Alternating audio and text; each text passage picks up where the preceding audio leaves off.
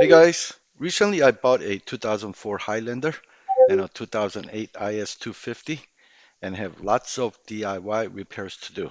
Today I'm going to fix this right passenger window that goes down okay, but doesn't come back up all the way. The original part number for this window motor is this. However, I'll use this aftermarket part that my neighbor who sold the car to me had already bought. Here are some minimal set of tools you'll need for this work.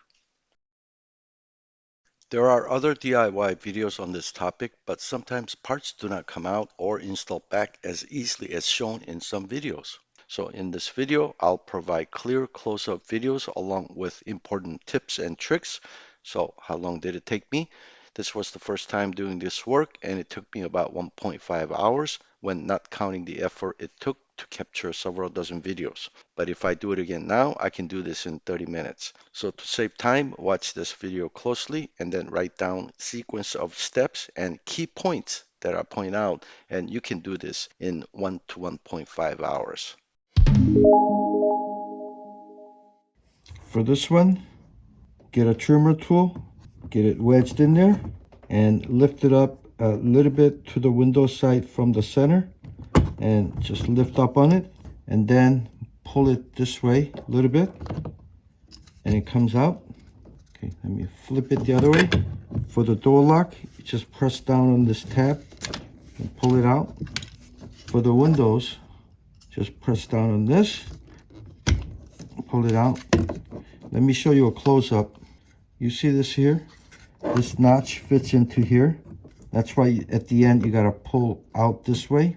And if you look at this very closely, it's just spring-loaded. Fits right into that hole. So if you get it about ½ inch away from this edge and prop it up, that would be the easiest place. For the door handle, let me show you what's going on here first. There's no tabs or anything that you release. You want to get it here underneath this metal clip instead of in between, because you don't want to lift up on the plastic, you want to lift up on this metal tab. Once you get it underneath, you want to just spin it and then it'll pop it up. The same thing on the other side here. Okay, so inside of it there's a one Phillips head screw, a little longer than about an inch, maybe 1.25 inches long. For your door handle area, take a small screwdriver and then prop this open. In there, there's another Phillips head screw. This is about 5/8 inches long. For this, take one of these or a screwdriver. For me, this was too soft, so I used the screwdriver. Go in here and then kind of wedge it out like that. And then same thing on the bottom side, wedge it out. Once you got this side wedged out, push it that way a little bit, juggle it and push it that way, and then pull this out and slide it out. You see these two notches? So all you're doing is just pulling both of these round shape out of this black area here. And then if you look in here, there's a slot here. That's the slot where you're gonna take this out. That's why you need to slide it out a little bit that way at the end. For this, push in the middle part and then grab the outside and pop it out. These are reusable clips, so be careful. Now remove the plastic cover over the side mirror bolts by wedging a trim tool between the cover and the window, and it'll pop out easily.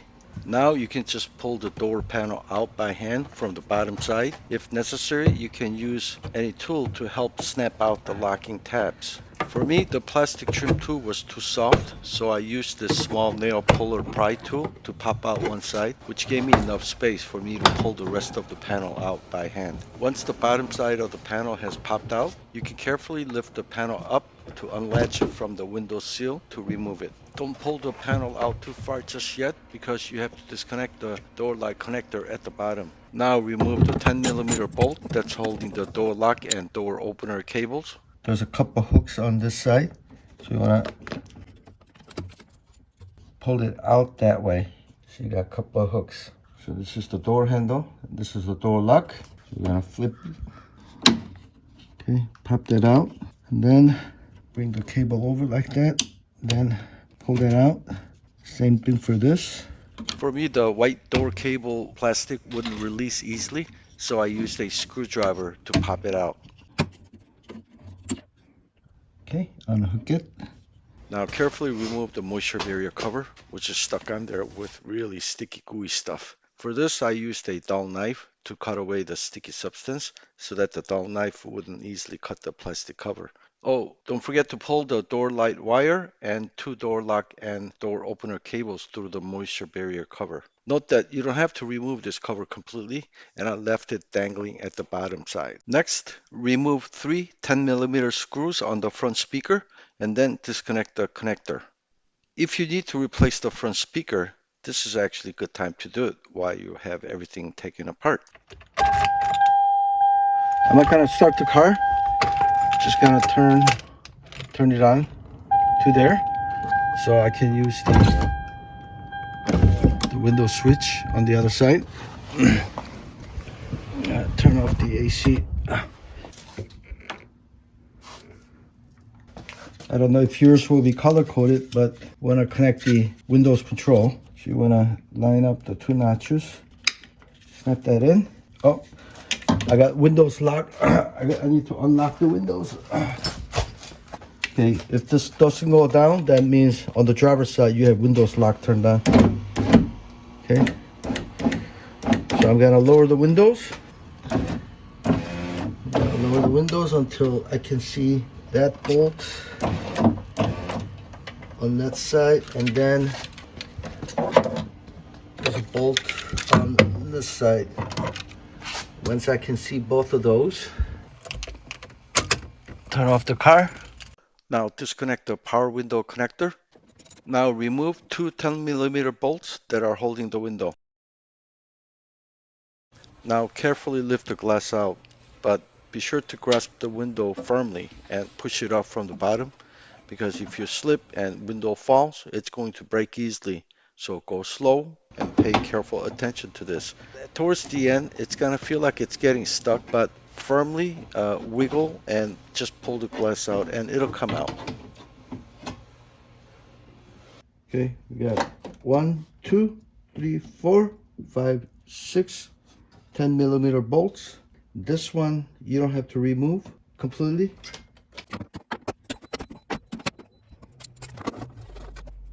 It's gonna be the same short 10mm bolt.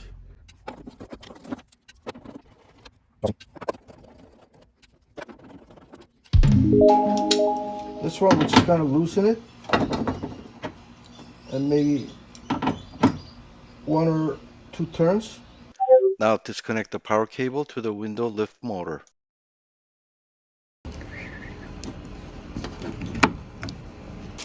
This one I'm gonna wear a glove because the metal is a little bit sharp. Okay, so we're gonna lift it up out of that hole.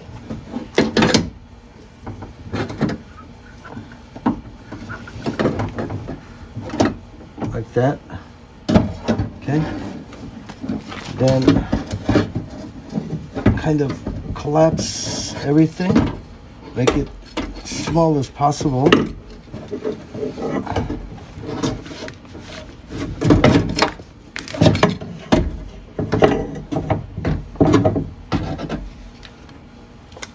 There it is, folks. Let's pause here for a moment, guys, because the precise location of the gear slot relative to where the motor will be installed to may actually affect whether the window can open and close fully. Please note the location of where the OEM motor is currently mounted at relative to the gear position. I saw 3 different videos on how they decide on which gear location to mount the motor to. First was to spin the new motor as if you're opening the windows up for a few seconds. Second was to align the motor to what appears to be a factory marking. Third was to align it exactly back to the same location where the OEM motor was. Personally, I chose the second method of aligning it to what I hope is really a factory marking, and that worked for me. But the accurate procedure may differ between the OEM motor to various different aftermarket motors. Therefore, I suggest you take a picture of this before you replace the motor, and I would also clearly mark the current motor and gear locations just in case you have to come back to aligning it to this spot. I feel the metal edges are kind of sharp. I almost cut myself, so I'm gonna wear glove handling this. Now remove three 25 Torx bit bolts.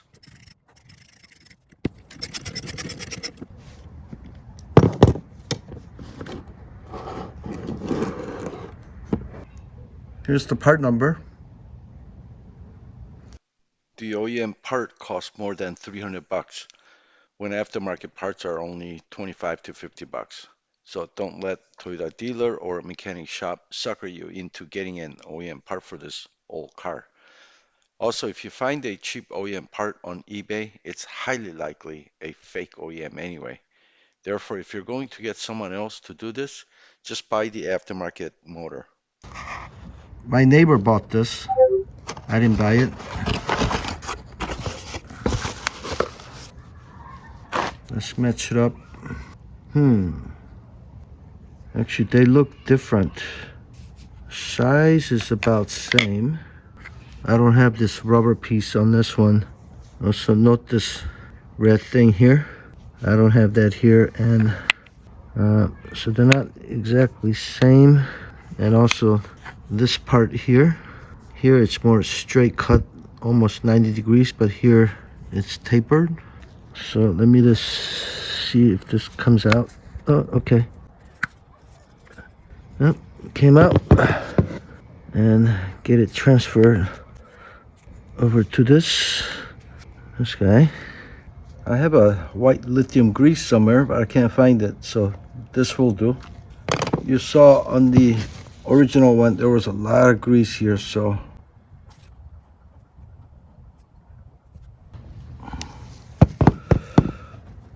also if you note, it may be a little bit hard to see, but there is a marking right there.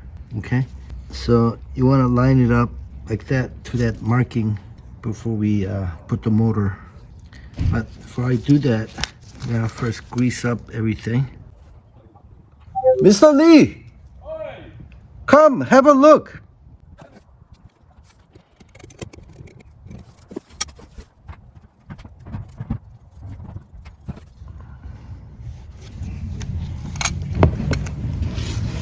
Then I'm gonna put some grease on this track here, on both edges.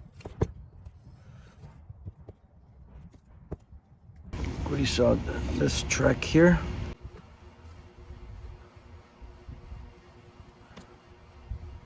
Put some grease around the swivel joints as well.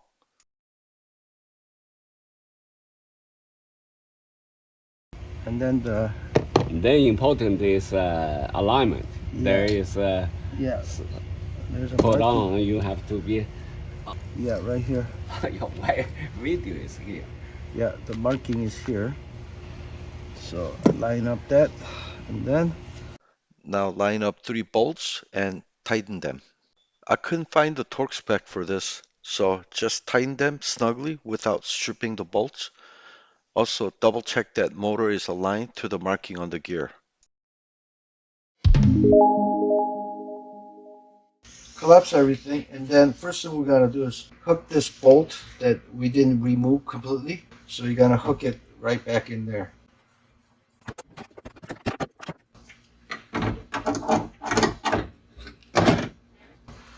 Okay, so now that's in there. Now you still have 5 more 10mm bolts to put on. For now, just align the bolts and hand tighten them.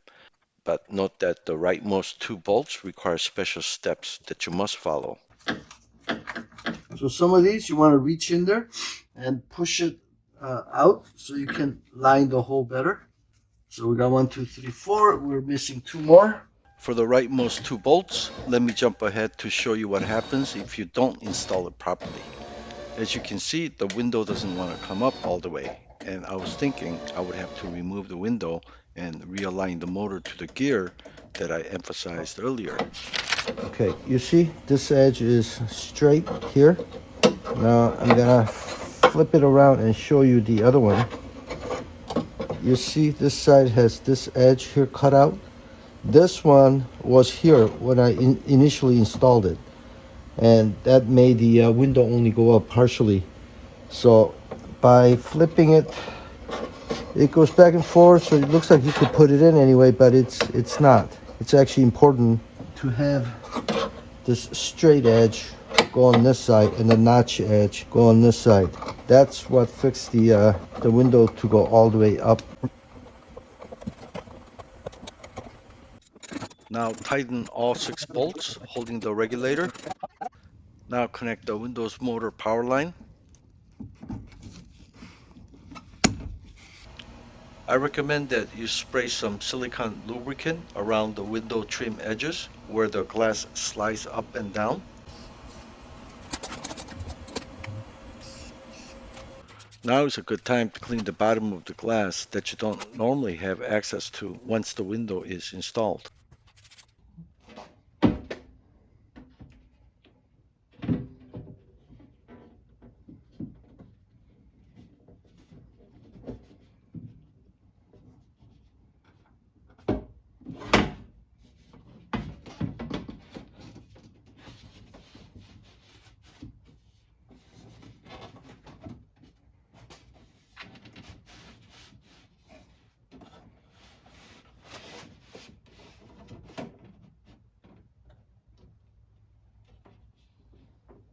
It's easier to do this with the window on outside.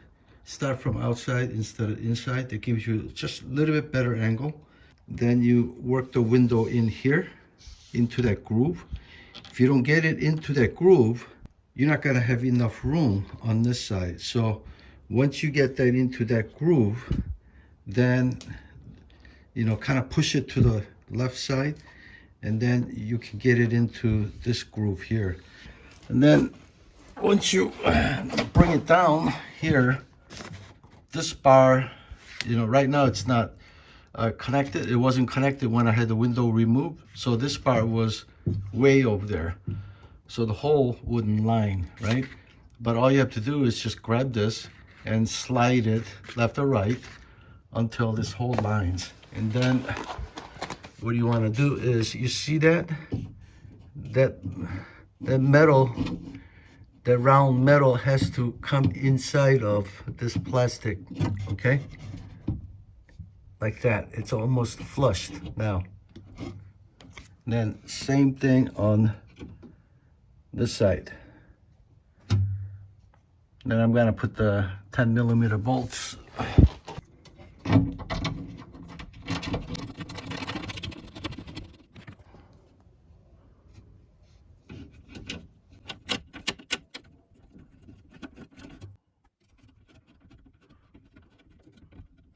I don't have torque specs, but when I was removing these bolts earlier, they came off fairly easily. So just tighten them snugly without breaking the plastic. Once the window and regulator are secured, turn the engine key to the ignition on position and then connect the power switch and test a few times to ensure that window goes up and down without any issues. Now tighten all 6 10mm bolts holding the regulator. Next, connect the speaker and tighten 3 10mm screws. Next, reattach the moisture barrier sheet, but don't forget to pull out the door light wire and 2 door lock cables. Reattach 2 door lock cables and secure it with a 10mm bolt. You got 3 tabs on the bottom, and then you got 2 tabs on the side. That's why when you're popping this out, you're just popping it out of these screws. And then here, you got tabs here, 1, 2, 3, 4, 5. So we're gonna latch here first on the top, and then line up the tabs and then snap it in. So before we do that, we gotta connect this door light.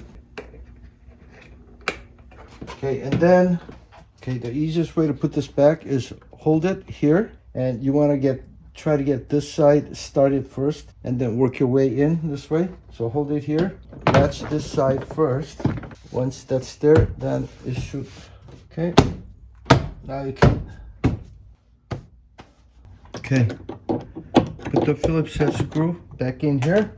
This taper, so you want that tapering to come inward, otherwise it won't fit the other way. Okay, Now connect the door lock and window switch connectors. Lastly, reattach this black trim piece for the side mirror and one door panel screw. Now it's all set. Let's try it. Turn the car on. Not start it, but just turn it on. Then let's see.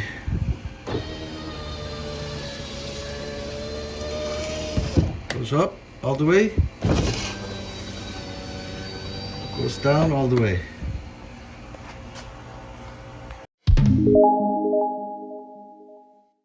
Now that wasn't so bad, but look at this. I got a big engine oil leak everywhere, and I also have very loud front suspension noise. So I hope to see you guys soon with those DIY repairs soon.